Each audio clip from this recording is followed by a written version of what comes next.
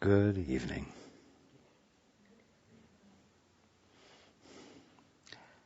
And welcome to everyone who's joining us on the internet. Before we continue, I want to expand a little bit on what we talked about last week. And I used the example of a stray animal coming to your doorstep and varying responses. It's important to understand that there are two kinds of strays who can come to your door, and there are also two kinds of individuals to respond to the strays. And if you don't understand this, then you can become caught in a game, a power struggle between providing help and the request for help. Now,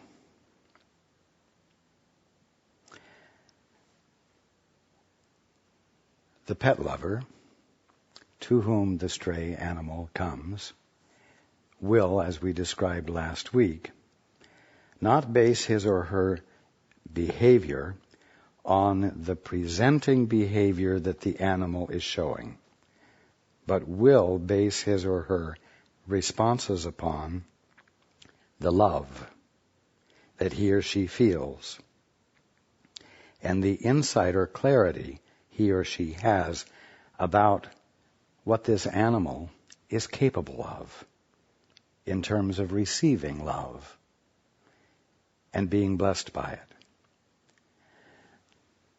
Now, if you notice in my example, I spoke about a stray dog coming to your door. But what about those who don't wait for the stray to come to the door, but go out looking for them?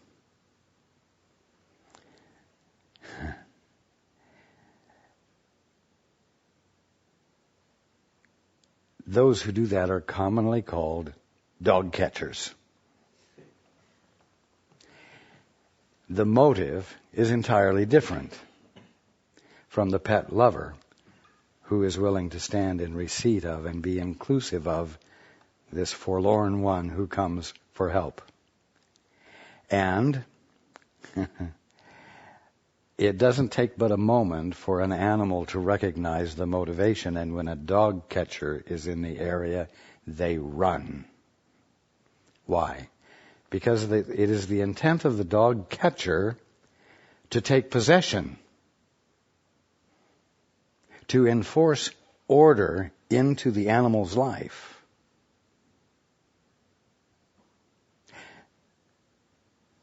The dog catcher's motivation is getting, and the pet lover's motivation is giving. Now, last week I didn't talk at all about going out and finding those who need help so that you might bless them with what you have to give. And I'm not going to talk about that this week either, because that's not what this is all about.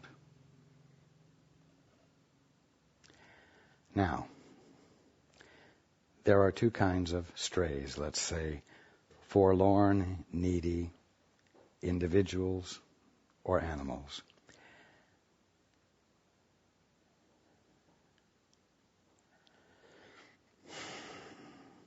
There are those who come to you for help, who are truly at the end of their rope and recognize that there must be a different way and want to find out what it is, and are not so puffed up within themselves that they are unwilling to let something new in and change. And then there are others who come to you for help, who are suffering, but the help they want is for you to help remove the suffering without their having to change.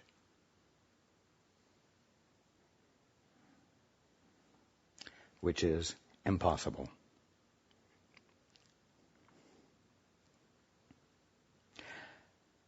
You must learn to discern the difference. Because if you don't discern the difference, you will likely continue to put yourself in the messiness of the intimacy of an unintelligent and unclear relationship. Unintelligent and unclear because one in the relationship wants the impossible. They want to be relieved of their suffering without having to change the way they're living their lives, the way they are thinking, the way they are believing.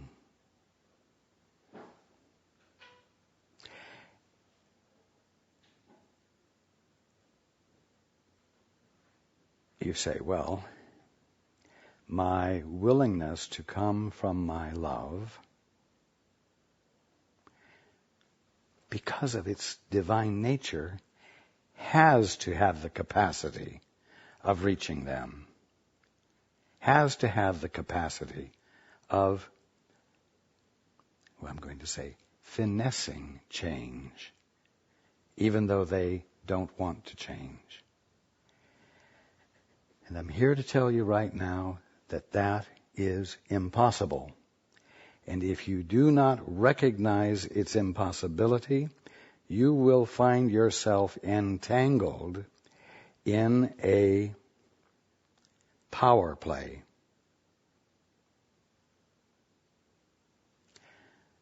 That you won't be able to get out of. That you will find yourself sucked into the depths of, the confusion of, and the suffering of. When you recognize that the one asking for help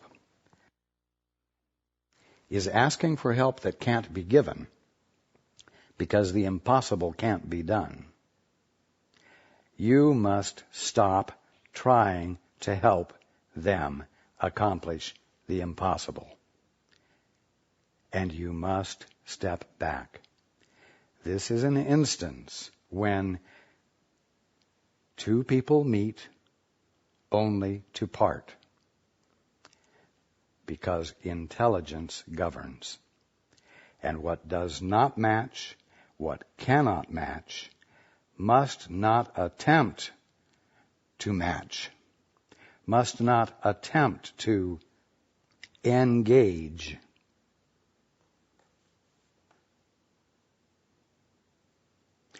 Because one says the engagement can only be for one purpose, to relieve suffering without changing what is causing the suffering. Until the one coming and asking for help is hungry for actual help, you must not take the bait.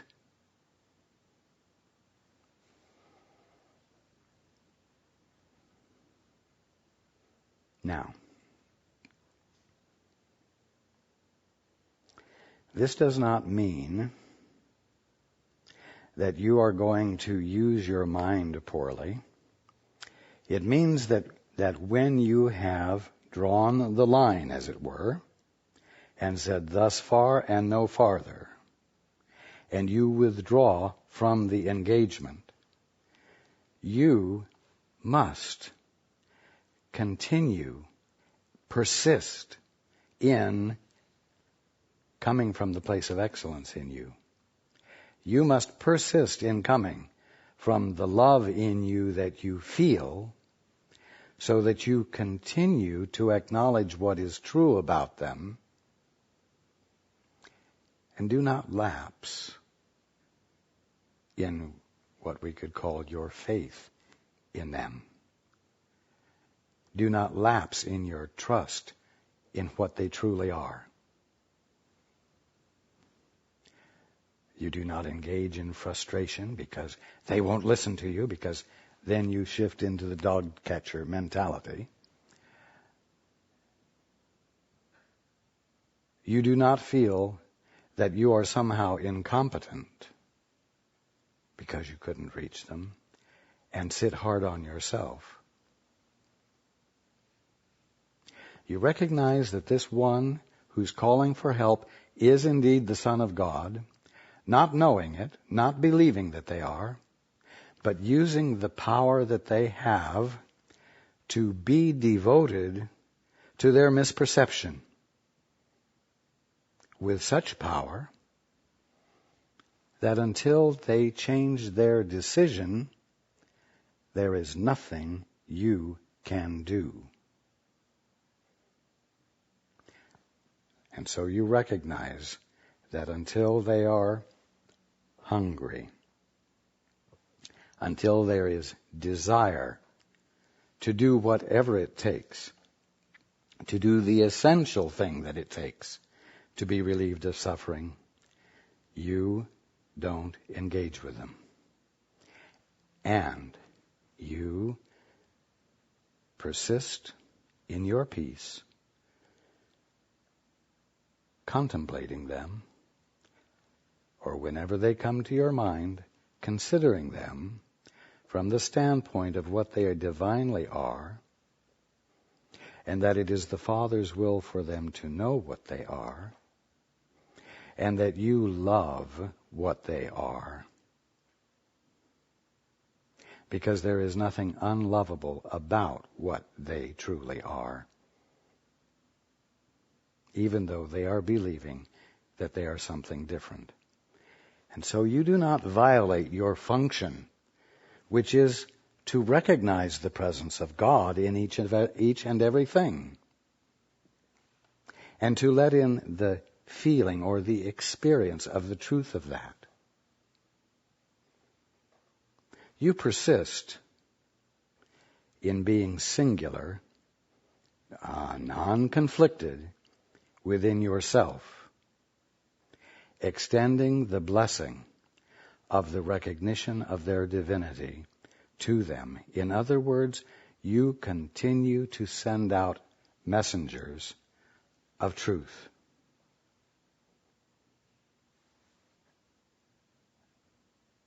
But you do not engage with them, because their conscious intent in the engagement is to be deceitful, is to be self-serving. They are in a mode of defense, seeing their world as hostile, and they are not willing to abandon that yet, and therefore they are unable to see you as anything other than as manipulative as them, and that the simple love you are extending is a ploy to get control over them, because their means of existing is one entirely of control and manipulation, and they see what they're looking with. Your behavior, you cannot afford to let your behavior be based upon what they are presenting. But you also express enough wisdom not to engage with them in an impossible venture. And as long as they insist upon engaging in that venture, you say no. And you butt out from an involvement level, from an engagement level. But you do not butt out in your mind. You do not abandon your desire and your willingness to see the presence of God there, because that's the only thing that can be there. And you embrace them in that love, just as you would a stray animal.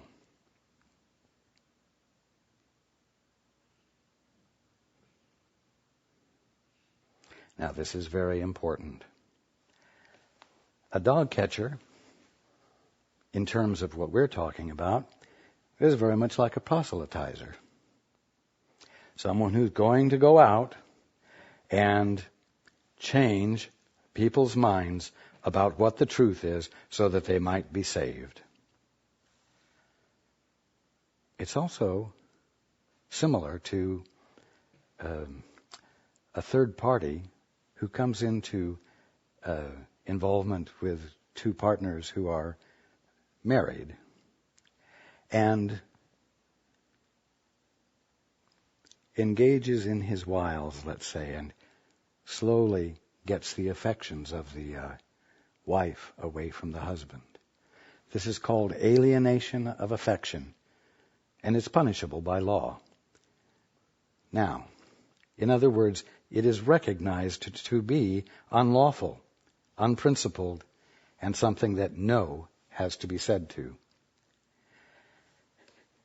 When you approach someone who is devoted to the voice for fear that's governing them, and you try to forcefully change them, you're engaging in an attempt to alienate their affections from this false teacher, correct? But this false teacher is their God. In fact, it's their own defense mechanism. It is what they think is keeping them safe, even though they're miserable. And any attempt you make to alienate their affection from their God will cause you to be the recipient of the wrath of their God.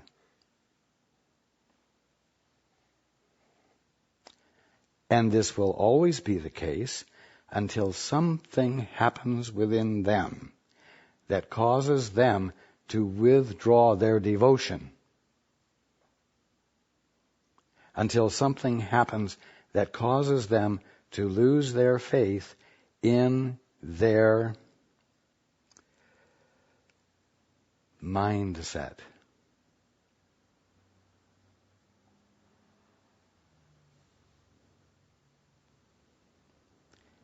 And so, what I'm saying is, understand that you cannot do the impossible.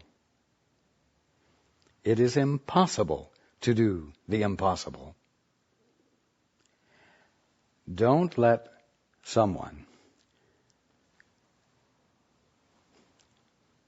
imploring you for help fool you into helping because they say, I know that you're a very spiritual person, and I know that you have a close relationship with God. And so I'm asking you,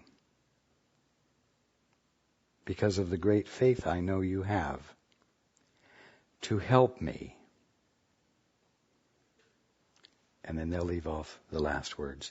Help me not have to suffer without having to stop doing what is causing my suffering. They conveniently leave that unsaid. So be wise.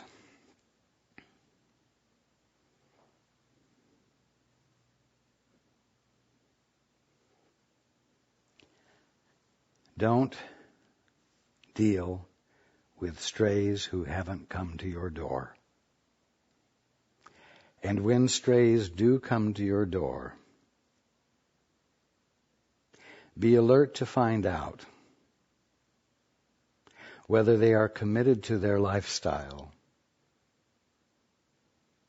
and they only want for you to help alleviate them temporarily of their starvation or their uncleanliness so that they might re-energize and persist in the way they choose to live. Persist in doing what causes them to suffer. Be alert for that. so that you don't play into it and then suffer the disillusionment, the discovery that you've been played like a harp because you weren't alert and you didn't know that some things are impossible, and that when the invitation to do the impossible is extended to you, you must, no matter how unloving the other says you are, say no. We cannot communicate. We cannot relate because you want me to do the impossible, and I know better than to do it, and I will not engage in argument or discussion so that you might change my mind or show me where I'm wrong. Conversation ended. Involvement ended. Period. That is wisdom, and that is love. And as they go on their way, you embrace them from the love in you that can and does recognize their divinity and knows that they deserve to be experiencing better than what they're allowing them to experience. And by doing so, you stay in your singularity rather than becoming conflicted within yourself and losing your capacity to witness for God, and thereby voluntarily but unintelligently abandon your function.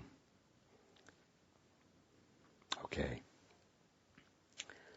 I hope that is clarifying. More than that, I know that it is.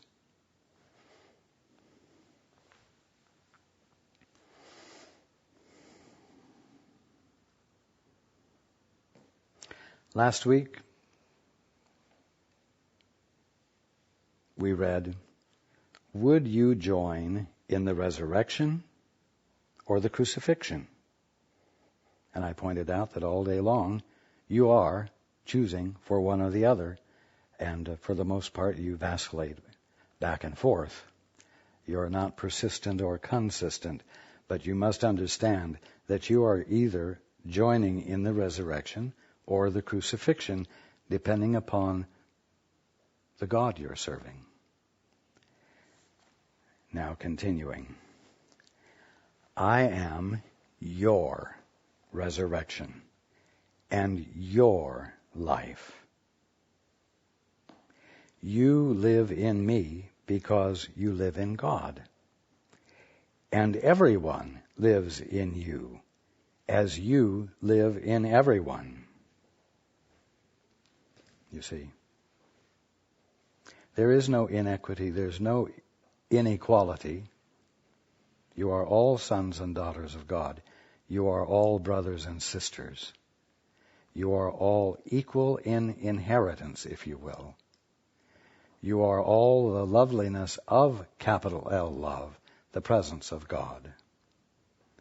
And you must be willing to consider each other in that way, so as not to be introducing conflicting perceptions into the picture and thus breaking the singularity and separating yourself from all of your brothers and sisters by virtue of choosing to believe something that isn't true.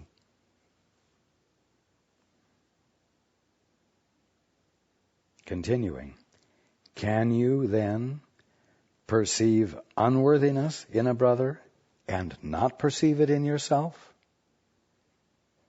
No, because everything is a singularity and a consistency. Whatever you believe about yourself, you will equally apply to everyone else. And believe it or not, what you believe about everyone else, you equally apply to yourself, but you conveniently tuck that way into a back corner of your mind. I will tell you something. What you do not believe you are capable of, you will not believe another is capable of. It's that simple.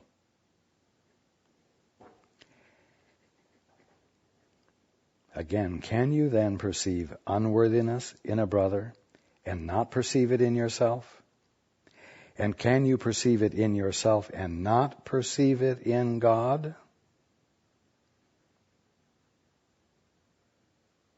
Whatever flaws you think you have, you also think God has.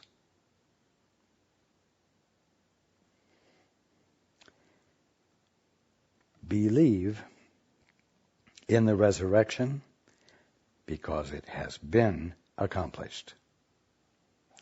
And it has been accomplished in you. You see. So, I resurrected. You say, well, every Easter we celebrate Jesus' resurrection. You see. But you also believe that existence, that being, is fragmented, and therefore Jesus has experienced the resurrection, but not you. You're somebody else. You're unrelated. You aren't the same one. What is true of him is not true of you, because you're unique. You are your own person. And so you, like Jesus, must demonstrate your own resurrection. But it happens that things aren't really tough enough at the moment for you to engage in the resurrection. So one of these days you may tackle that. It's easier to tackle a low bank account or an angry wife than to tackle your resurrection. So you see yourself as quite independent and autonomous. But your salvation doesn't lie in that picture you have created about yourself of being separate and different. If I demonstrated the resurrection, if I manifested or embodied the resurrection, it was embodied as a fact, not just a possibility, not just a wild pipe dream, but as a fact about everyone, eternally, infinitely.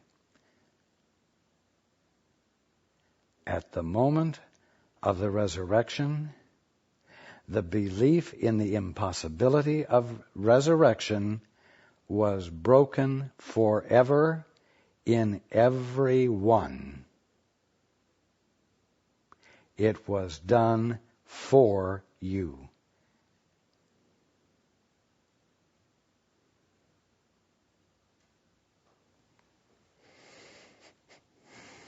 Believe in the resurrection because it has been accomplished. And it has been accomplished in you. This is as true now as it will ever be. For the resurrection is the will of God, which knows no time and no exceptions. But make no exceptions to yourself, which of course you've already been doing. But make no exceptions yourself, or you will not perceive what has been accomplished for you.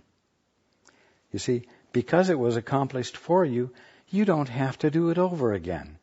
You are at a point where you can move on from the resurrection to the ascension, if you will. You don't have to muddle around in finding out how to have your own resurrection. You don't have to muddle around in discovering and being the embodiment of the fact that there is no death.